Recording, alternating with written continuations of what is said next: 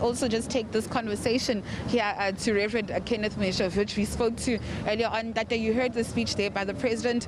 To the delight of many, the COVID-19 grant has been extended by another year. Does this satisfy the ACDP? Well, we are happy to hear that he is considering ending the national state of disaster. We have been looking forward to that because Parliament has been inactive, and the President and his few teams, small team, have been running the country, which obviously we are very unhappy about.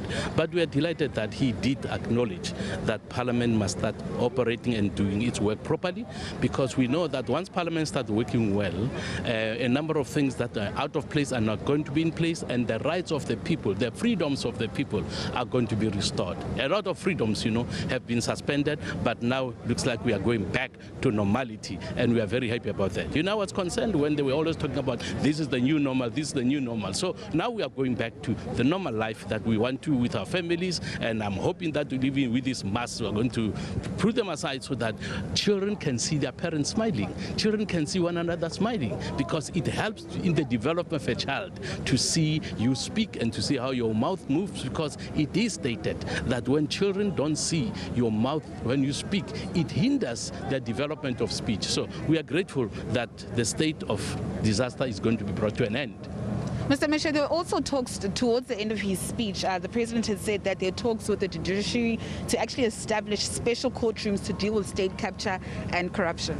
That is most welcome, because that will speed up the process. We want those who are involved, to be punished as soon as possible, and also the money they looted, the money they stole, must be paid back to the fiscals so that that money can be used to help other people. But again, I expected more from him regarding the report of the panel of experts, because what happened when the Minister of Intelligence was nowhere to be seen, saying nothing, and of the police, same thing, Commissioner of Police, nothing. I mean, for the past 3 days, when the whole thing started, you could not hear from them or even see them. So I think punishment should have come upon them, and would be disappointed if they are not removed. I think that would be the best thing to do, to remove those who allow so much damage to be done to our economy. Reverend Meshoe, thank you so much for your time. Let me cross over back to my colleague Bulelani Phillips, who's with the Finance Minister, Mr. Enoch Godongwana.